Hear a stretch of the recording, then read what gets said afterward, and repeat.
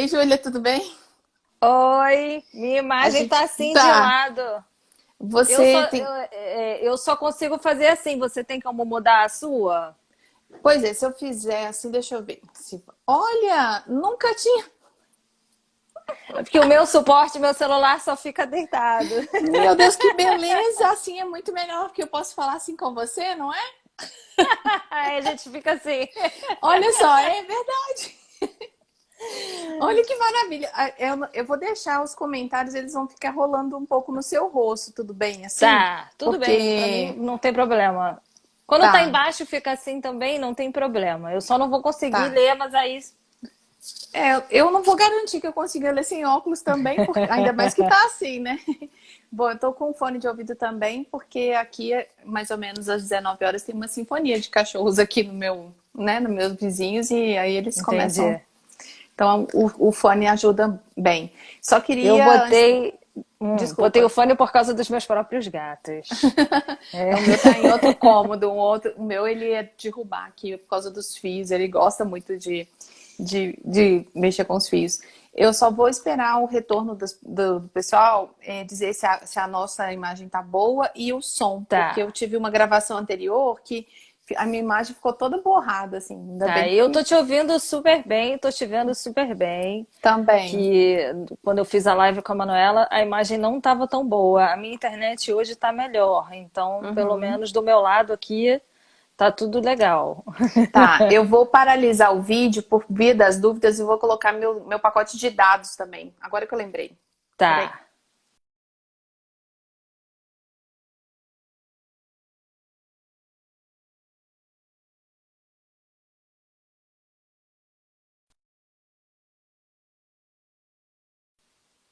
Voltei. Ficou paralisado? Ficou É, pausado? não, eu vi a imagem só ficou no mudo, eu acho. Ah, tá, Mas porque eu eu só vi fiquei assim, você se bem. inclinar para frente. Ah, meu Mas Deus. eu fiquei aqui tentando ler os comentários, que eu vou tentar parar de fazer agora. Tá bom. Olha só, eu tô com uma cola aqui do lado, então por isso que eu vou sempre olhar pro lado. A gente Sem vai problemas. começar a live agora.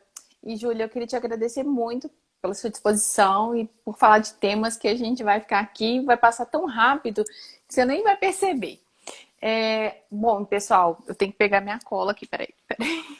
A Júlia Seixas Romeu, ela, além de tradutora de inúmeros livros que ela vai falar um pouco pra gente, ela também fez uma dissertação sobre Jane Austen. Deixa eu pegar minha cola do caderno, que o iPad eu não fiz abrir aqui. É, Peraí que eu faço resenha de tudo que eu leio por a posteridade, né? Bom, Nothing But an Excellent Walker, The Representation of Restrictions to Female Mobility as Social Critique in Jane Austen's Novels. Então você faz uma análise da questão de mobilidade né, das mulheres, a questão delas ficarem mais enclausuradas do que os homens, enfim. Depois a gente vai falar um pouco sobre isso. Na Mas como dissertação de mestrado. isso, como você tem uma experiência ampla, acho que de 15 anos, né, como tradutora. É, mais de tá- 15 anos. Então, olha só.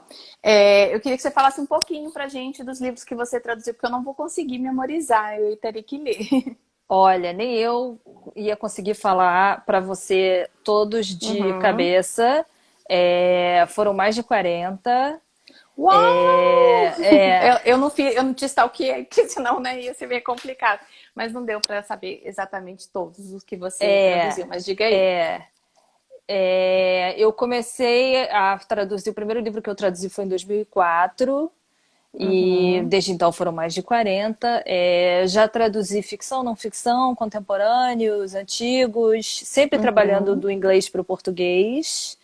Já traduzi livro americano, canadense, inglês, irlandês, E muitos nigeriano, autores, né? Não, pois muitos é autores. um leque enorme de autores. E o que me chamou a atenção é que você foi dos clássicos até os contemporâneos, né? É, Nas traduções. Eu comecei trabalhando mais com contemporâneo, porque no começo também eu fazia as traduções que me ofereciam, eu tinha muito pouco controle sobre Uhum, isso. Eu fiz muitas traduções de infanto-juvenil no começo, porque começaram a me passar na Ediouro. Eu conheci uma editora que trabalhava na época na seção de infanto-juvenil, que tinha feito estágio comigo numa outra editora, e aí ela começou a me Sim. passar umas traduções, eu já tinha feito algumas traduções. Uhum. É, então eu comecei assim, e aí depois eu comecei na Companhia das Letras, fiz algumas coisas contemporâneas também. Fiz os Uhum. livros da Chimamanda Adichie, de Sim. todos os romances dela, os três romances e o livro de contos. Uhum. Eu traduzi dois romances e o livro de contos. Só o Meio Nossa. Sol Amarelo, que não fui eu que traduzi. Eu Uhum. traduzi o Hibisco Roxo, o Americana e No Seu Pescoço. Uhum. Então, é uma autora que eu tenho uma identificação, assim, sou apaixonada por ela. Ela é contemporânea, Sim, é está africana. bem em alta hoje em dia, né? Os Ela livros dela. ganhou uma fama. Quando eu fiz o Hibisco Roxo, ela era pouco conhecida ainda. Já tinha ganhado um monte de prêmio e tal, mas aí Uhum. depois a fama dela explodiu, merecidamente, porque ela é maravilhosa. Uhum. Mas fiz coisas de não ficção também. Recentemente saiu pela Companhia das Letras uma co-tradução do Ela Disse, que é a história da reportagem das repórteres do New York Times que fizeram a Uhum. reportagem que acabou desmascarando Harvey Weinstein. E foi Uhum. uma das coisas que impulsionou o movimento Me Too. Esse livro foi dividido por 4 tradutoras e eu fui uma das tradutoras. Foi a coisa de não ficção mais recente que eu Uhum. fiz. É, Mas aí, desde o começo, assim, eu sempre me interessei muito por literatura do século XIX, Uhum. Que é o que americana a gente vai entrar. e britânica, e sempre fui apaixonada por Jane Austen, desde o começo dessa carreira. Uhum. E eu comecei a sugerir nas editoras os 2 primeiros títulos que eu traduzi, que foram os que já Uhum. foram editados, que é o Abadia de Northanger, Uhum. que, pois é, eu também trouxe aqui o meu. Uhum. Eu E, ia te perguntar se e só tinha essa capa mesmo, porque eu não que eu tenho saiba memória. assim, Eu não tenho tanta memória para guardar tudo. acho que nunca saiu Uhum. outra capa. Tá. É uma coleçãozinha da Best Bolso, que tem os 6 Isso. livros dela. No caso, a Best Bolso, que é um selo da Record, já tinha traduções dos outros livros todos. Uhum. Mas eu tinha lido esse livro, ficado apaixonada. Na época só tinha uma tradução antiga, Isso. A que primeira, era né? difícil de encontrar. A primeira, que eu acho que era do Ledo Ivo, e que Isso. era difícil de encontrar, você não achava, tinha que procurar em sebo. E aí eu Uhum. falei, puxa, esse livro está fora de catálogo no Brasil, não tem uma tradução contemporânea, e ele é E é, maravilhoso. é muito gostosinho de ler, a Eu Abadia. adoro esse livro. É um exemplo que a gente tem da escrita dela mais jovem, porque Isso. foi um dos 3 livros do começo da primeira explosão de criatividade que ela teve antes dos 25 anos, junto com Razão, Sensibilidade, Orgulho e Preconceito, mas ao contrário dos outros 2, ele não foi tão revisado. Uhum. Então, e ela brinca muito com essa coisa, ela fala muito de literatura, tem uma Uhum. ligação com a Juvenília, porque ela parodia a literatura da época, ela parodia a literatura gótica, Uhum. ela tem uma intrusão autorial, que ela faz uma defesa do romance, né, que é a única, eu acho, intrusão autorial dela em toda a obra dela, que ela fala que o Sim. romance é uma coisa onde os maiores poderes da imaginação, nas linguagem mais bem escolhida, são Uhum. demonstrados, o maior conhecimento da natureza humana. Então ela faz uma defesa quando na época que o romance era considerado um gênero menor. Então ela se coloca, se posiciona, né? Ela fala Uhum. que se ninguém vai defender as autoras de romance, além de uma autora de romance, quem mais vai fazer isso? E ela fala Uhum. especificamente das mulheres, Uhum. né? Ela fala de Belinda, Cecília, que são livros da Fanny Burney, e da Charlotte Lennox, e da Cecília, vou pegar minha cola também aqui, da Maria Edgeworth, que são as Uhum. autoras que ela lia e que ela amava. E ela fez essa intertextualidade que eu acho que faz com que os leitores queiram ler os outros livros que ela cita dentro, Exatamente. né? A gente tem vontade de ler esses livros que ela cita nesse Uhum. parágrafo, e também Os Mistérios de Udolfo, da Anne Radcliffe, que é Uhum. o livro que a Catherine, a protagonista, está lendo ao longo de todo o livro, né? E a Extremamente gente, influenciada, inclusive. né, e fala do véu, e aí ela se permite é, achar que a vida real é daquela forma, né? Então ela se deixa levar, é até Uhum. um testemunho do poder da literatura, porque ela se deixa envolver totalmente. Uhum. É, e isso, claro, que leva a gente para essas autoras. E são todas autoras mulheres, as quais ela Sim. devia muito. Eu E vou eu falar disso. sugeri. Desculpa, eu vou falar, vou puxar esse gancho também de literatura de autoria feminina, quando eu for falar um Aham. pouquinho da sua dissertação, assim, é só algumas coisas que saltaram à vista, assim, ai meu Uhum. Deus, que bom que ela fala isso. Que bom que a gente já tem a discussão sobre isso, né? Que eu acho importante. Desculpa eu te cortar. Não, imagina. Eu ia falar que aí eu sugeri para a Record que estava Uhum, reeditando, pegando essas traduções, algumas mais antigas, uhum, inclusive a primeira tradução da Jane Austen no Brasil, que é a do Lúcio Cardoso de Orgulho e isso. Preconceito, que faz parte dessa coleção. E aí eu comecei a falar da Badie de Northanger e a minha editora ficou tão impressionada com o meu entusiasmo da Jane Austen que ela me pediu para fazer os prefácios. Então, Uhum, dessa coleção da Best Bolso, todos os livros, os 6 romances, que a gente chama às vezes uhum, de, dentro da academia, de romances maduros, né? Para sim. diferenciar dos romances inacabados, que são considerados o Lady Susan, o The Watsons e o Sanditon. Uhum. É, todos os prefácios dos 6 romances são meus e a tradução da Beth de Northanger é minha, que saiu em Ai, que 2011. maravilha. Agora Foi sim, a me dá primeira coisa que eu vontade traduzi. de. Dá vontade de só de, quando eu for ao Rio, pegar esses livros todos e pedir para você para autografar, né? Porque Ah, poxa, vai ser uma honra. é uma sensibilidade que a pessoa tem que ter para traduzir. Eu não sou tradutora como você, profissional, né? E Uhum. aí, mesmo sendo com um histórico, com um currículo desse que você tem, você transpor para outra língua é, é sempre um desafio, né? Independentemente das Sem escritoras que você dúvida. traduziu, ou escritores que você traduziu, né? Uhum. Tem um outro livro que você traduziu, foi pela Penguin Companhia das Letras, É, que que é o é Juvenilha. isso, que é da Jane Austen, Charlotte Brontë e É. Juvenília. Aí aqui a gente não tem como citar todos, é uma lista bem grandinha dos livros da Juvenília. Depois eu posso até fazer um print dessas páginas para as pessoas saberem o que, que tem dentro desses livros. E eu queria te fazer uma pergunta. Foi Hum. muito diferente para você que conhece Jane Austen traduzir essa juvenília comparando com os textos consagrados, com os livros, com os principais livros? Olha, eu acho que uma coisa que impressiona muito na Juvenilha, que foi um dos motivos de eu ter me apaixonado por ela e de eu ter sugerido, que Uhum, também foi, no caso, foi uma sugestão minha para Penguin, logo depois que eu comecei a trabalhar para lá, porque foi outra coisa que naquela época não tinha, depois até saiu, algumas dessas coisas saíram por outras editoras, saiu pela Zar, saiu pela LPM, o que eu acho uhum, ótimo, acho que quanto mais tradução tiver melhor, acho legal ter sim, várias escolhas. Mas eu acho que uma coisa que impressiona desde o início é que eu acho que a voz dela, o tom dela já é muito presente.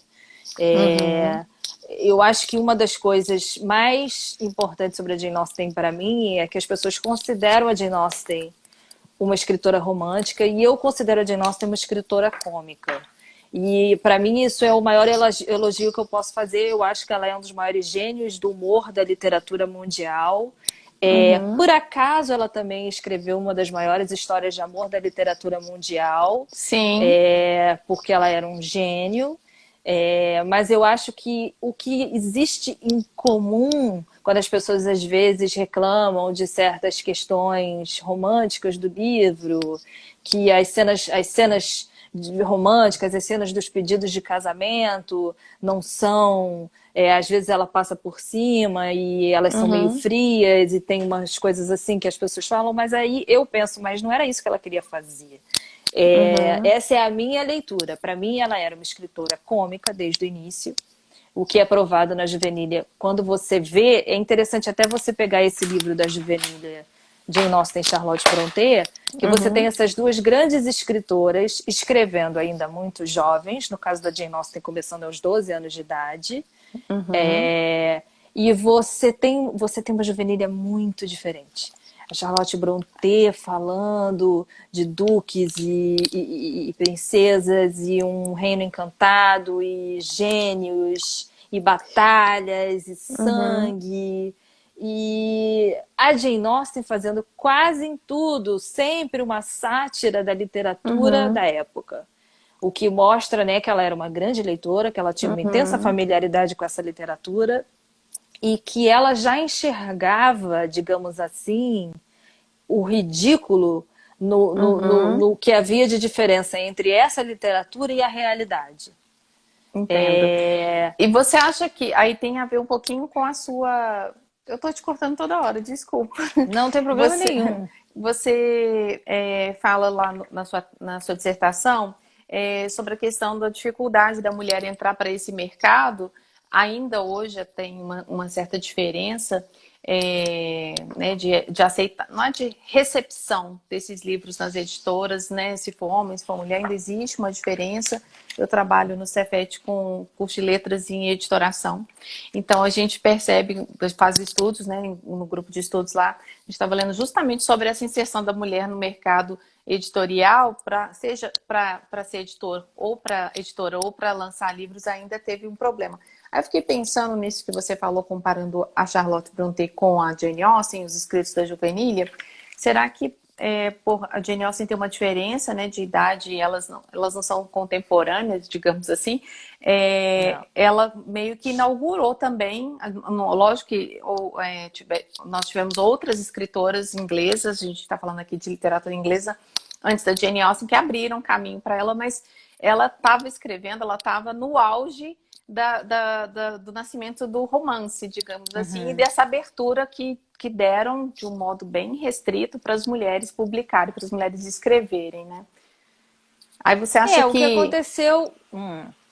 Não, desculpa, é porque a Não, minha pergunta ficou você ia meio... fazer a pergunta. Isso, Eu já ia começar a ficou no responder. ar. Mas, por favor, sinta-se à vontade. Não, mas pode falar a Talvez pergunta que pelo você ia fato fazer. da Jane Austen estar um pouco mais presa, que eu acho que ela estava era bem mais livre, né? Ela estava meio que inaugurando, sem saber, né? De fato, abrindo o caminho para as outras. E aí a Charlotte Brontë ela foi fazer coisas mais fantásticas, digamos assim, que Aham. né, não é as histórias são mais arrebatadoras, assim, os romances, né? Pelo Aham. menos a sensação que eu tenho é essa. Mas Olha, volta e mas, recapitula. mas tem vários fatores. Uhum, Quando a Jane Austen começou a escrever, e isso mesmo quando ela começou a escrever a Juvenília, mas quando ela começou a escrever já pensando em publicar, digamos, em 1795, quando ela começou a escrever uhum, Eleanor e Marianne, que era o embrião de Razão e Sensibilidade, ela estava com 20 anos de idade, foi no final do século XVIII, você já tinha o gênero romance, você já tinha mais de 100 anos, mais de 50 anos do gênero romance, que é uhum, considerado que foi surgindo ao longo do século XVIII, principalmente com esses três autores homens, que é o Fielding, o Richardson e o... esqueci o terceiro agora. Ai, tá em algum lugar aqui na minha anotação, mas eu vi. Que são os que o Ian Watt fala. Uhum, Mas para mim o mais importante é o Richardson, porque o Samuel Richardson escreveu em 1740 um livro chamado Pamela, uhum, é, que meio que foi um sucesso tão estrondoso na Inglaterra que ele aliou esse gênero novo, que era um gênero que uhum, não tinha aquela tradição milenar da poesia e do drama, por exemplo. Então era um uhum, gênero cujas regras ainda estavam sendo descobertas. As pessoas, ninguém podia dizer é assim que se escreve um romance, não é assim que se escreve um romance, uhum, porque ele ainda estava surgindo, tanto que em inglês ele tem esse nome novel, de uhum, novidade, que acabou ficando. É, e o Richardson, com esse livro, o Pamela, extremamente bem sucedido, ele associou o romance com a história de uma mulher, com a história de corte do casamento, com a história dessa uhum, mulher conhecendo um homem que mais tarde viria a se tornar seu marido, com uhum, essa fase específica na vida de uma mulher, dessa escolha para uhum, depois terminar nesse ponto, digamos assim, da vida dela.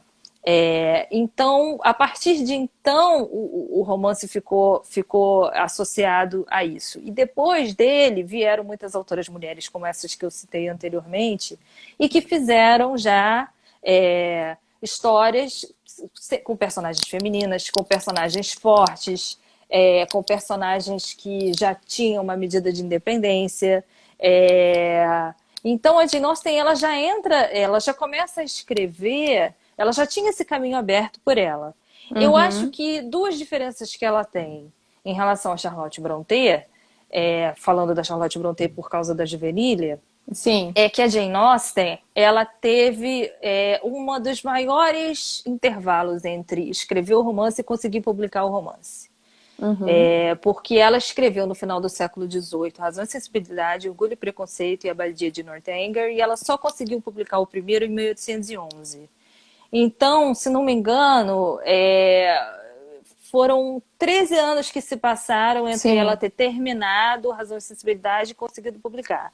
Nesses Uhum. 13 anos, ela passou um bom tempo sem escrever, que alguns biógrafos e teóricos associam o fato de que ela teve que sair da casa onde ela morava e ficou morando Uhum. primeiro numa cidade grande, depois em várias casas diferentes em cidades grandes, mas em lugares onde ela não tinha as condições físicas para escrever, Uhum. e que aí isso acabou sendo colocado para baixo por ela não sentiu que ela estava conseguindo produzir, porque você tem um contraste muito grande entre a época que ela estava morando no campo até os 25 anos de idade, que você tem toda essa juvenília, e três Uhum. romances completos que surgem, aí 10 anos de natividade, onde ela só começa os Watson e chega a revisar a Abadia de Northanger, que na época ainda chamava Uhum. Susan, mas que não publica, e acaba não terminando os Watson, também larga no meio, e aí quando ela se muda para casa, lá em Hampshire, que hoje em dia é o museu dedicado a ela, porque a primeira casa Uhum. foi demolida,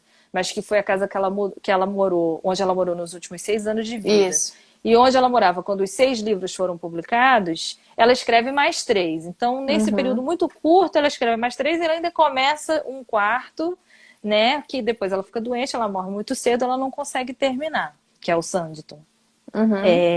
Mas então você tem também um intervalo muito grande em que, embora ela não estivesse produzindo, alguns passos foram dados, algumas medidas foram tomadas, primeiro pelo pai dela, depois por um dos irmãos dela, o Henry, para tentar publicar esses livros. E Uhum. esses livros foram rejeitados. Então, como a gente não tem o manuscrito, a gente não tem as primeiras versões desses livros, que a gente sabe que surgiram no século XVIII, mas a Uhum. gente tem essa sátira muito grande na Juvenília, esse humor, digamos assim, mais ferino, essa Uhum. ironia, e você tem temas, porque ela fala de adultério, de alcoolismo, de Uhum. assassinato, de roubo. Ela coloca aquelas heroínas no Amor e Amizade cometendo as piores barbaridades e achando que elas são as heroínas da própria história. Uhum. Então você tem uma coisa, você tem vê uma liberdade muito grande de temática aí, que é até Tem um... impressionante você saber que o pai dela permitia que ela escrevesse sobre isso quando ela era uma menina. E que ela Uhum. também, como que ela leu, ela certamente leu o Henry Fielding, ela leu outros livros que Sim. traziam coisas parecidas, temas como Que tinha esse. essa referência também. Tinha essas histórias do dia a dia, que eu quero dizer como referência, né? Foi importante você ter dito sobre essa lacuna e nesse gap da escrita dela. Eu acredito que foram as responsabilidades de morar em cidades maiores do que no campo, que talvez fizeram com que ela ficasse, sei lá, mais apertada para escrever. E também a rejeição de um manuscrito, como que hoje se chama Abadia de Northanger, eu acho que também deve, sabe, ela deve ter ficado um pouco sentida, não sei bem. Mas você falou uma coisa interessante que precisou o pai e o irmão entrar em cena para tentar publicar e mesmo assim no início, né, mesmo com o pai meio que sugerindo, né, a publicação não conseguiu É, e muito tempo depois ela teve que comprar de volta os direitos de Abadia de Northanger para poder conseguir é, publicar. Isso quando ela já era famosa, né? Quer dizer, o Orgulho e Preconceito foi recusado, Tem um editor que nem leu e já devolveu dizendo que não queria, não, obrigado, que entrou para a história como um dos editores mais idiotas Com da certeza. história. Parabéns, você recusou Orgulho e Preconceito, né? Nada menos que. Foi para o seu currículo, talvez o único feito dele Pelo que menos marcou assim a você é vida. lembrado hoje em dia por algum motivo, né? Que eu acho que ele Sim. deve figurar em algumas dissertações por aí, biografias, por causa disso só, senão já tinha esquecido da existência dele. Aham. E o Abadir de Northanger, que começou chamando Susan e em algum momento passou a chamar Catherine, ela chegou a vender, mas o cara comprou e ele comprou o copyright e não publicou. E ela Isso. escreveu várias vezes, mas você chegou a anunciar e não publicou. E ele falou, não, eu desisti de publicar e eu não sou obrigada a publicar. E se você quiser, É. você compra de volta. Você é só uma E, mulher escrevendo e eu decido o que eu faço, né, com a e ele falou publicação. assim, se você quiser, você pode comprar de volta. E eu acho que era 5 libras e ela não tinha 5 libras para comprar o copyright do manuscrito dela de volta. E ela só conseguiu mais tarde, quando ela já era uma autora bem-sucedida. Sim. Tem um rapaz aí que pediu pra gente falar de Mansfield Park, que não é a temática desse encontro de hoje, mas você falou, confirmou, né? Porque eu já sabia, mas lá na sua dissertação você fala que Mansfield Park foi most commercially successful of her books during her lifetime. Então, apesar de Orgulho e Preconceito ter sido um grande sucesso e Razão e Sensibilidade também, Mansfield Park foi o que gerou uma renda para ela, né? Que deu um pouco mais de conforto. O Mansfield Park ela já conseguiu uma. Depois porque, na verdade, o Orgulho e Preconceito e o Razão e Sensibilidade venderam muito bem, mas o Mansfield Park ela já conseguiu. No primeiro ela teve que pagar a edição, mas aí vendeu muito Claro. bem. No segundo, mas assim, no Mansfield Park ela já não precisou vender o copyright. Ela conseguiu negociar termos que eram mais favoráveis para ela, conforme o tempo ia passando. Existe essa ideia também um pouco de que ela não teve sucesso em vida, mas ela teve sucesso. Os livros venderam, eles tiveram boas críticas. Emma foi resenhada pelo Walter Scott, que era um dos maiores escritores mais conhecidos da época, favoravelmente. Mas o que não teve foi assim, todo mundo parar e falar, olha só, esse é um dos maiores gênios da literatura. Que é uma coisa que a gente pensa hoje em dia. A gente tem uma obra que sobreviveu 200 anos. Né? Ao Mesmo porque contrário, não havia esse louvor para os escritos de autoria feminina naquela época, certamente, né? e também não para o romance, né? O romance em si já era considerado um gênero menor. O próprio Walter Scott, ele já era um poeta estabelecido quando ele resolveu lançar o primeiro romance dele, e ele lançou com pseudônimo ou de forma anônima, mas ele não colocou o nome dele no romance. Porque ele não sabia, e ele já tinha uma reputação literária estabelecida, mas ele não sabia como que um romance da autoria dele ia ser recebido. E aí, só depois que foi um enorme sucesso, é que ele revelou que era dele. E aí os outros romances, ele escreveu vários, passaram a sair com o nome dele. E tem até uma menção da Jane Austen numa carta falando, quando se descobriu, que ela fala, eu acho que o Walter Scott não tem nada que se meter a fazer romance, meio assim, sabe? Meu Deus, o cara já é um grande poeta, um dos maiores autores da... Agora ele tá se metendo na minha praia aí, fazendo romance, sabe? Mas então, eu acho que essa coisa dela contar a história de amor, embora as histórias de amor sejam encantadoras, talvez se fosse uma forma dela adequar o humor e a crítica à sociedade que ela fazia em todos os escritos dela, a crítica ao ridículo e esse riso que ela sempre colocava, essa ironia que ela sempre colocava em tudo que ela escrevia, numa estrutura que era aceita para um assunto de uma autora mulher, que era uma história de amor, essas histórias de corte e casamento. O que não significa que elas não são importantes, não significa que isso era um tema frívolo, né? Na própria Juvenília, você já tem uma história de um comprimento maior, que é Catherine ou Caramanchão, que está nessa coletânea. E Uhum. que ela já fala de uma jovem, já não é uma sátira, não é aquela coisa que tem uma paródia da literatura da época, e também não tem um humor tão absurdo. Tem várias coisas na Juvenília que é um humor nonsense. Me lembra Monty Uhum. Python, me lembra Alice no País das Maravilhas. Uhum. Você tem coisas assim, sabe? Tem uma hora que tem alguém batendo na porta e a família inteira fica falando: quem tá batendo na porta? Não sabemos, a gente tem que abrir a porta, mas Uhum. realmente tem alguém batendo na porta e ninguém consegue abrir a porta. Parece quase Buñuel, sabe? O Anjo Uhum. Exterminador. É uma coisa que eu acho que é muito à frente do tempo, a ponto de ser incompreensível, assim.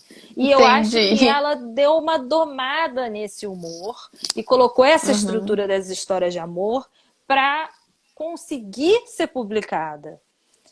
Mas Uhum. eu acho que ela já tinha um interesse também por esse momento na vida de uma mulher, que ela já mostra em Catherine e o Caramanchão, que ela escreveu na Juvenília. Ela não escreveu pensando em publicar, ela escreveu para consumo da família, mas que a Virginia Woolf até fala no Um Quarto Só Seu, que os críticos consideram um livro importante se ele se passa num campo de batalha, mas consideram um livro frívolo se ele se passa numa sala de estar. Mas a vida das mulheres Uhum. inteira se passava na sala de estar. Uhum. Então, naquela época, o casamento, você decidia muito jovem com quem você ia se casar, você não ia ter uma profissão, então a profissão do seu marido ia determinar o círculo onde você ia estar, o lugar que você ia morar, tudo da sua vida, como a gente vê, por exemplo, em Persuasão. Quando Uhum. ela pensa, se eu tivesse, quando ela está encontrando aquelas pessoas da Marinha, ela gosta muito daquelas pessoas da Marinha, ela fala, se eu tivesse me casado com ele, esses seriam os meus amigos. Mas então Uhum. dá uma ideia muito grande de que ela não tem a escolha, ela fica naquela casa, por isso que eu falo da mobilidade também na dissertação. Essa mobilidade vai depender de algum homem, em geral, ou do pai ou do marido. Né? Uhum. A Jane Austen viveu isso na própria vida, tanto que ela teve que se mudar sem querer quando o pai resolveu se mudar. Depois, quando o pai faleceu, ela teve que morar com o irmão. É... E você vê isso em todos os romances. Então, a escolha do marido era uma escolha assim da sua carreira, da sua renda, de todos os aspectos da sua vida. E como a gente vê nos romances, muitas vezes ela era tomada, e ela era para sempre, porque o Uhum. divórcio era uma coisa quase impossível. E a mulher casada, na época da Jane Austen, não tinha quase nenhum direito. Toda a propriedade dela passava a ser do marido. Uhum. Então, mesmo se ela se separasse, se o marido batesse nela, se o marido tivesse amante, se o marido fosse um bêbado, se o marido tivesse gastando aquele dinheiro apostando nas cartas, ou se ele estivesse fazendo 1 trilhão de coisas, isso não era considerado motivo para ela se separar. E mesmo se ela conseguisse obter uma separação, ela não ia conseguir ter o dinheiro dela. Ela ia conseguir ter o dinheiro que o marido desse para ela, que o marido concedesse para ela. Quando ele morresse, ele que ia decidir o que ia ficar com ela, independentemente do que ela tinha antes de se casar com ele. Então a dependência das mulheres dos maridos era absoluta. E a Uhum. dependência das mulheres solteiras, dos pais e dos irmãos, também era muito grande.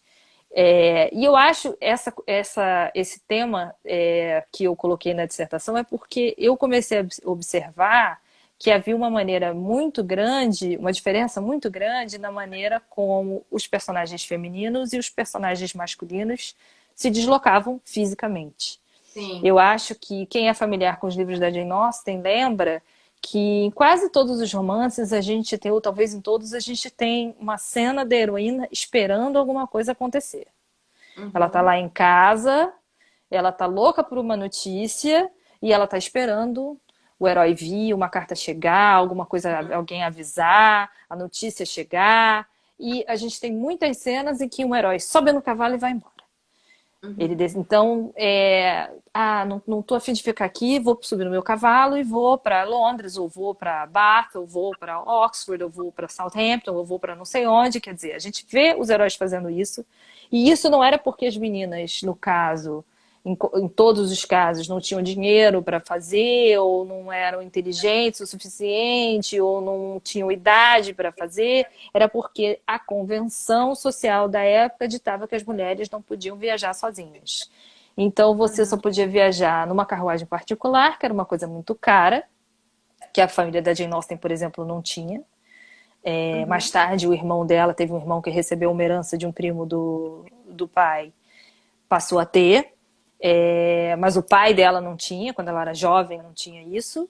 Então você dependia de um vizinho, como a gente vê em Razão e Sensibilidade, quando elas estão querendo ir embora de Londres, mas elas dependem que alguém venha Sim. buscar, ou então que alguém vá levar. A gente tem cenas assim em todos os romances. Tem E a quando questão as da heroínas. segurança da mulher, né? Que não podia ficar É, sozinha. Acho que até os 30 anos não podia sair sozinha de casa.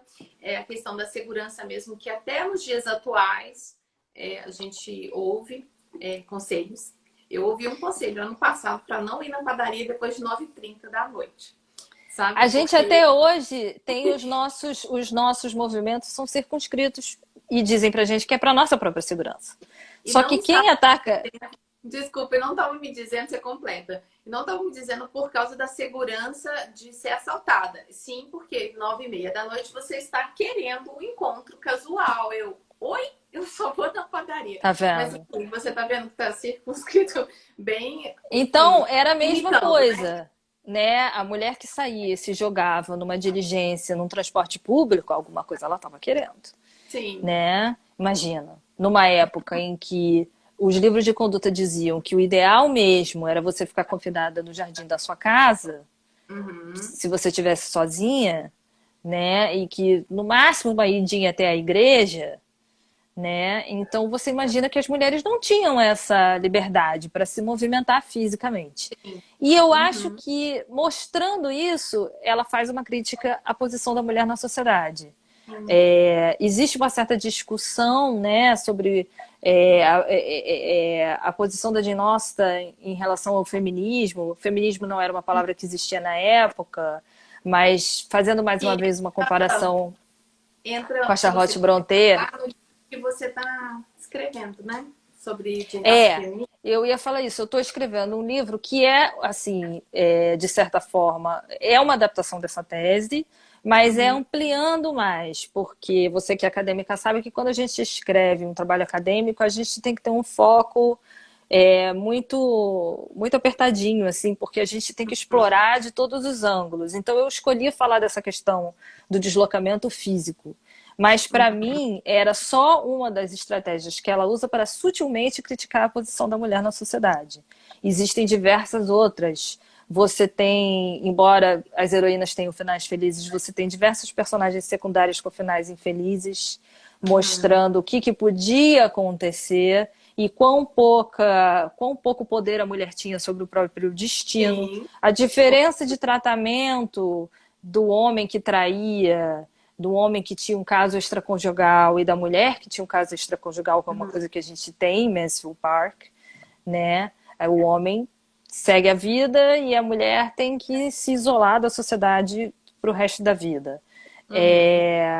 Então, eu acho que mostrando a maneira como as coisas eram, e eu acho que o fato dela ser tão universal, dela ser tão lida até hoje, é porque ela tinha uma compreensão psicológica muito grande.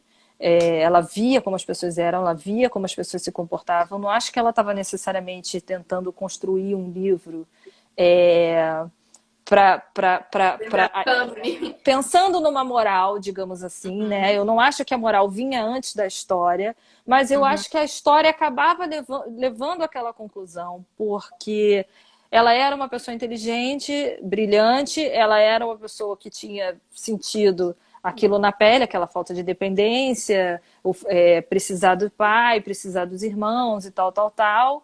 É, e isso acaba transparecendo nos livros. Então, isso para mim é feminismo. Também é uma palavra que eu não uso na dissertação, porque era um Uhum. termo que não existia ainda na época, mas o livro chama O Feminismo em Jane Austen. Uhum.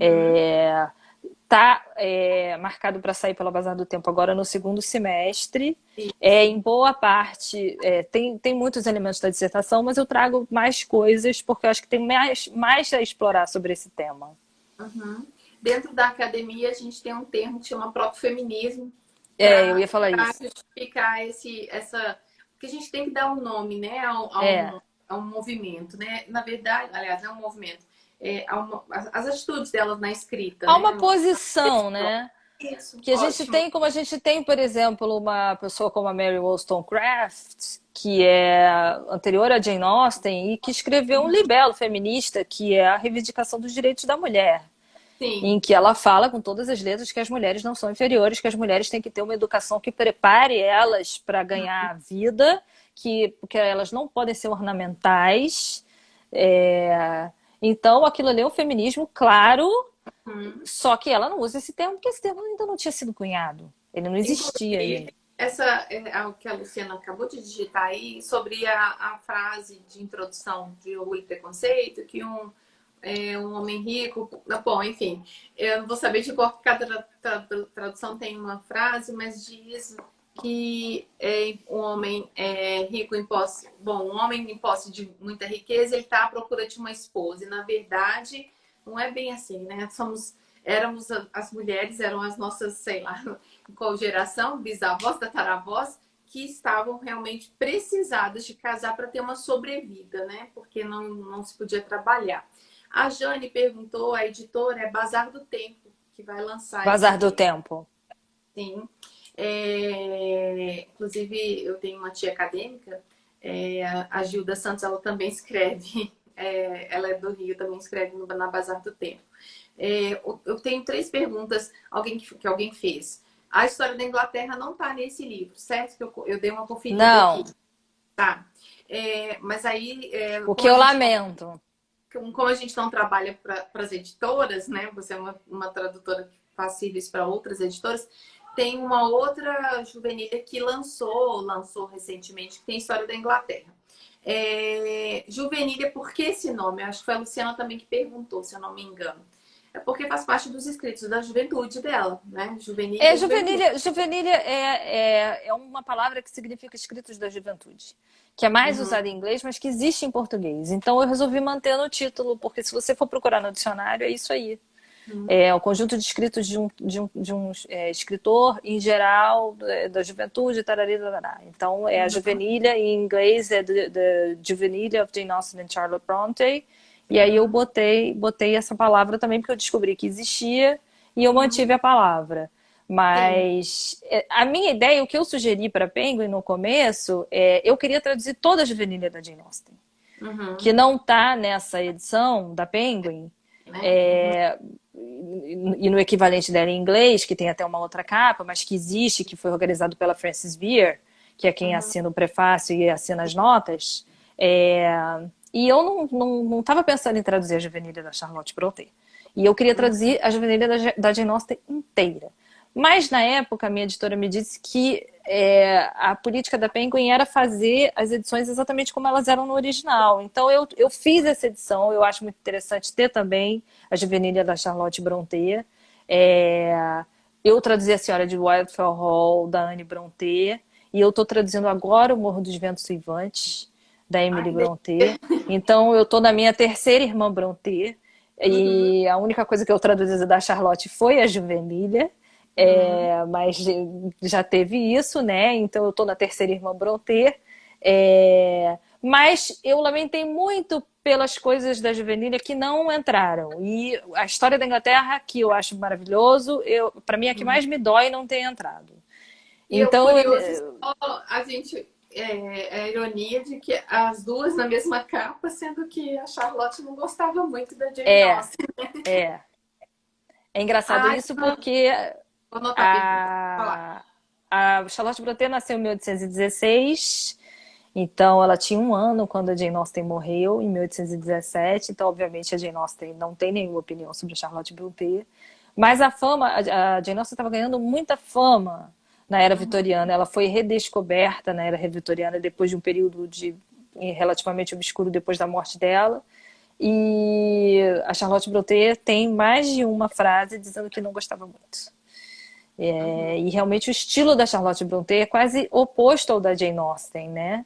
Ela tem aquelas grandes paixões, E ela tem muita descrição da natureza e uma coisa muito assim, quase sensual da natureza. A Jane Austen é famosa por quase não descrever a natureza, quase não descrever os personagens, né? Os personagens a gente não sabe nada, a gente só sabe que o Darcy era alto, a gente só sabe que a Elizabeth tem belos olhos de cor escura, dark eyes, que também deve estar diferente em todas as traduções. Algumas pessoas devem ter botado olhos negros, outras devem ter botado olhos castanhos, eu não sei todas. Nossa, Mas em seria inglês é. interessante fazer uma pesquisa sobre a É, descrição da Elizabeth Bennet. Teve um rapaz que é, perguntou, ele perguntou se a Juvenile é um livro sobre a vida. Não, é um livro dos escritos da juventude da Jane Austen. é, A é. gente. A única É, biografia que tem em português é uma da Paula Byrne, que eu acho que é a biografia mais recente, da e LPM. saiu pela LPM, chama Verdadeira Jane Austen. Isso. Tem uma outra biografia que é uma biografia infanto-juvenil, que eu esqueci o título agora, também tem em português, mas essa da Paula Byrne é mais completa. Para quem lê bem inglês, assim, se Tem alguém a tiver biografia interessado. que é um memoir, né, do sobrinho, que Ai, não é não, bem uma agora o. Ah, bom, e tem a memória do sobrinho. Tem a memória do sobrinho que saiu pela Pedra Azul. Isso. E que é interessante, mas é aquela coisa que é muito costurada pelos biógrafos mais recentes, uma coisa assim muito A parcial, titia né? Muita Santa Jane Austen. imagem. A minha tia santa, que teve uma vida onde não aconteceu nada, que nunca teve um pensamento mal na vida, que é uma coisa Que que se a não gente lê, pensava em ter dinheiro e ficar rica, que não né? queria Não ter foi. dinheiro. Tudo isso é desmentido pelas cartas, né? Uhum, Ela era muito irônica, ela tem umas frases nas cartas que chegam a ser chocantes, assim, de uhum, tão ferino que é o humor dela, quando ela estava escrevendo só para a irmã dela, só para Cassandra. uhum. Ela ficou felicíssima, ela queria muito saber que os livros estavam vendendo, ela ficou felicíssima com o dinheiro que ela ganhou, ela ficou orgulhosíssima com as vendas, com as críticas, com o sucesso, ela queria aquilo sim. É, E ele construiu essa imagem da mulher ideal vitoriana, na época que ele estava construindo. Esse livro saiu em 1869. Ele foi muito responsável por essa volta de popularidade que ela teve, que já estava acontecendo, mas teve um ganho muito grande com essa biografia do sobrinho. Então ela teve esse mérito, né, de fazer voltar ela a ser muito lida. Mas a imagem que ela constrói, a gente tem que ter alguma. Eu acho assim, se você. Quem quiser ler uma biografia, se for ler uma só, não leia essa. Se for ler Uhum. essa, leia essa e leia outra mais contemporânea Sim. que usa outros documentos, porque naquela época ele não tinha acesso nem a todas as cartas que hoje em dia a gente tem acesso. E os biógrafos mais recentes têm acesso a todas essas cartas e, enfim, Então, conseguem mas fazer. Tem um panorama mais amplo. alguém perguntou, aí vamos tentar responder, se esse feminismo, protofeminismo, é essa denúncia da vida das mulheres, né? Que a gente chama aqui hoje de feminismo, ele seria orgânico, próprio da personalidade da Jane Austen? O que você acha? Olha, Porque é achismo, né? A gente não é conhece a Jane. achismo. Um desafio de fazer uma biografia da Jane Austen é que você tem enormes lacunas na vida da Jane Austen. Uhum. Você não tem um diário, você tem anos e anos inteiros que você não tem nenhuma carta. A gente sabe que a irmã dela, que era a principal correspondente dela, a pessoa mais próxima, a melhor amiga, queimou muitas cartas logo antes de morrer, justamente porque ela morreu 25 anos depois da Jane Austen. E ela já sabia que as pessoas estavam interessadas e que as pessoas iam querer ler aquelas cartas, e ela quis preservar a privacidade da irmã. A gente nem sequer tem um bom retrato da Jane Austen, a imagem que mais é usada, que está na nota de 10 libras atualmente, foi uma encomenda do sobrinho na época que ele fez essa biografia, quando ela já estava morta há mais de 50 anos. É, quando você vê em alguns livros uma imagem mais mal acabada, com traços assim mais rudimentares, essa é a única que é considerada autêntica, que é um retrato Sim. da Cassandra, que a Cassandra fez dela. Tem uma aquarela dela que ela tá de costas. A gente tem retratos de todos os irmãos. Então a gente sabe a cara de todos os irmãos. E a gente não sabe, até da Cassandra a gente tem uma silhueta, da mãe a gente tem uma silhueta, a gente só não sabe como era o rosto dela, é o que a gente menos sabe. Sim. Então, não tem nada, não tem nenhuma carta falando eu vou reclamar da posição da mulher na sociedade. A gente não Claro. tem essa declaração. A gente não tem essa declaração em nenhum romance. A gente não tem essa declaração em nenhum momento da Juvenina e em nenhum romance inacabado. O que a gente tem é, por exemplo, a situação das meninas nos romances, Sim. mostrando como elas dependiam de ter que achar um marido e de como isso era cruel. Você tem a Elizabeth recusando o Mr. Collins e depois sendo recompensada com aquele príncipe encantado maravilhoso que é o Mr. Darcy. Mas você tem a Charlotte casando com o Mr. Collins, que ela faz por motivos puramente econômicos, como a Jane Austen deixa claro, e a Jane Austen não condena isso. Ela não é uma vilã, né? É É. uma personagem mais complexa. Ela é uma pessoa boa, ela é uma pessoa inteligente, e ela resolve casar com um cara que ela tá plenamente ciente que é um idiota, que ela não ama, porque ela não sente nada, porque ela acha que é a única saída para ela, e talvez ela tivesse razão. Várias pessoas, assim, vingam um pouco a senhora Bennet, porque a senhora Bennet é aquela boba, histérica, não sei o quê, mas várias pessoas hoje em dia também falam, mas ela tinha razão, aquelas meninas tinham que casar mesmo. Sim. Ela tá nervosa, mas O ela que tem que ela ia fazer razão. com 5 meninas 5 solteiras? mulheres, É. entendeu? Elas tinham pouquíssimo dinheiro, sabe? Elas tinham 5.000 libras, que é metade da renda anual do Darcy. Elas tinham 5.000 libras no total. Isso ia render para elas cerca de 50 libras anuais para cada uma. Isso era muito, muito pouco dinheiro. Era o suficiente para você se manter naquela classe social. E a caída daquela classe média alta, era considerada uma tragédia, né? Uhum. Então, casar era a única saída, ou então fazer como a menina de Emma, que agora me deu um branco, a Jane Fairfax, Uhum.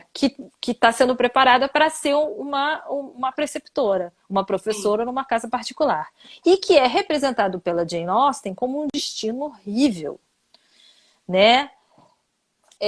A própria Jane Fairfax compara isso à escravidão, que é uma coisa super chocante para a gente hoje em dia, você comparar ser uma professora particular, essencialmente, a ser escravo de alguém, a gente quase fica... É quase repugnante essa comparação. É claro que as duas coisas não são equivalentes, mas dá Uhum. uma ideia de como para a mulher ter que ser colocada nessa posição, de como era terrível. E isso é uma coisa que você tem, por exemplo, tanto no Jane Eyre quanto na Agnes Grey, escrito pelas irmãs Brontë, que tinham tido essa experiência. Tanto a Uhum. Charlotte Brontë quanto a Anne Brontë tinham tido essa experiência, tinham trabalhado tanto em casas de família quanto em escolas como professoras e tinham detestado cada segundo da experiência. Né? Uhum. Elas, ao contrário da Jane Austen, elas tinham uma posição financeira ainda menos confortável e elas tiveram que trabalhar para viver. Depois, e isso é interessante, você falou se a Charlotte Brontë não tinha mais liberdade. A Charlotte Brontë, ela sufocou esse desejo de escrever a vida dela inteira, não a vida dela inteira, mas assim, durante os primeiros 30 anos da vida dela, porque aquilo fora dito para ela, inclusive por um poeta famoso, Salden, na época, para quem ela tinha escrito, mandando alguns escritos e perguntando se eles eram bons. E ele tinha respondido que eles eram bons, mas que a posição da mulher não era escrever. Que a literatura não era uma ocupação para a mulher. Uhum. E que ela E tinha isso que pensar Brontë, né? em, Já, em já tinha. exatamente. Isso já anos depois. Porque você tinha. O fato de ser anos depois não necessariamente significa que os costumes ficaram mais liberais nesse sentido. Porque você Uhum. teve até um recrudescimento disso na era vitoriana. É Porque verdade. na era vitoriana, a partir de 1820, surge a figura do anjo da casa, da mulher que está totalmente circunscrita à esfera doméstica. E Sim. isso acontece quando a classe média inglesa fica mais rica Uhum. e a Revolução Industrial passa a fazer com que... antigamente as mulheres tinham mais tarefas a cumprir nas fazendas, nas propriedades rurais, elas faziam a cerveja, elas faziam Sim. as velas, coisas que iam ser vendidas, era a tarefa delas fazer. Só que conforme a classe média vai se tornando mais rica, vai se mudando para a cidade, e as coisas vão se tornando mais industrializadas, essas coisas que as mulheres faziam passam a ser compradas pela maioria das famílias e passa a ser um símbolo de status você ter uma mulher, você ter filhas, você ter irmãs que não precisam trabalhar. Então, a não ser que fosse uma necessidade absoluta, as mulheres não trabalhavam. Mas então, se elas não se casavam, ou se elas se casavam e não tinham filhos, elas eram puramente ornamentais. A própria educação que as mulheres recebiam era para isso, era tocar piano, era costurar. Outra coisa que a gente percebe nos romances da Jane Austen, você tem Mansfield Park, por exemplo, que você tem a Lady Bertrand, que é rica, e ela tá sempre costurando, a Fanny tá sempre costurando para ela, tá sempre fazendo umas tapeçarias, é uma coisa que não termina nunca, aquela costura. E aquilo ali era, na verdade, não era uma necessidade. Não era que ela não tinha nenhuma criada para fazer aquilo para ela tinha. Mas é porque aquilo era considerada a ocupação é, apropriada. O ócio Então, produtivo. para você não ter que ficar totalmente sem ter o que fazer, você costurava, você tocava piano, você pintava, que nem a Emma faz o retrato da amiga, né? Mas era. Desculpa. Parece Não, que dá tudo um bem, eu delay. só ia falar. Tá dando um delay às vezes. Eu ia falar que nada disso era para ser vendido, nada disso era para ganhar dinheiro. Tudo E eu isso era.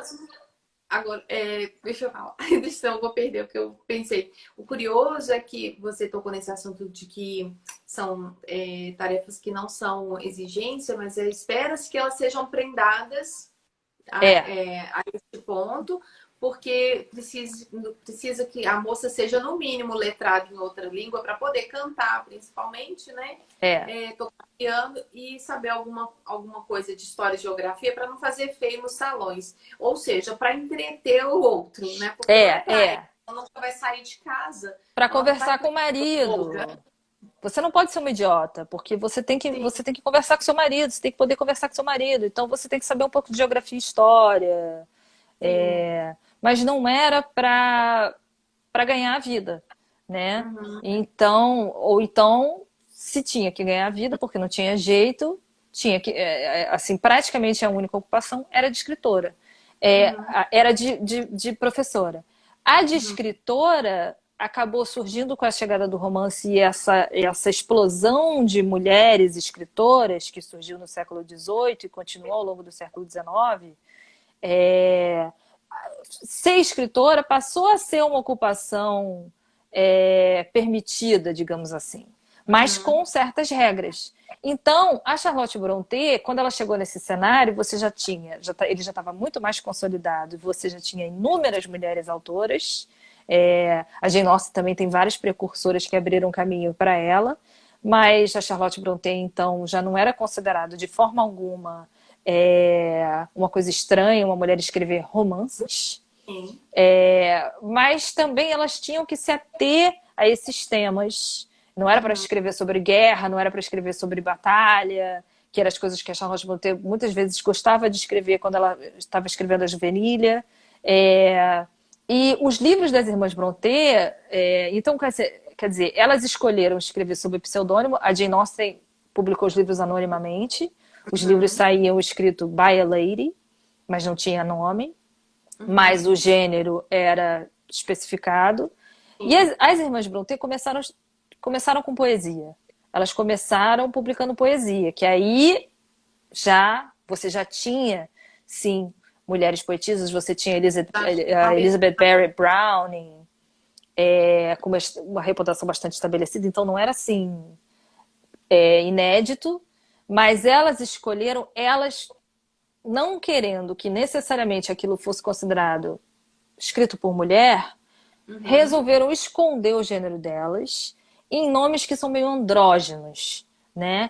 Então eu acho que essa liberdade que a Charlotte Brontë teve, por um lado, assim que ela começou a escrever, quando elas escreveram os poemas venderam só dois exemplares.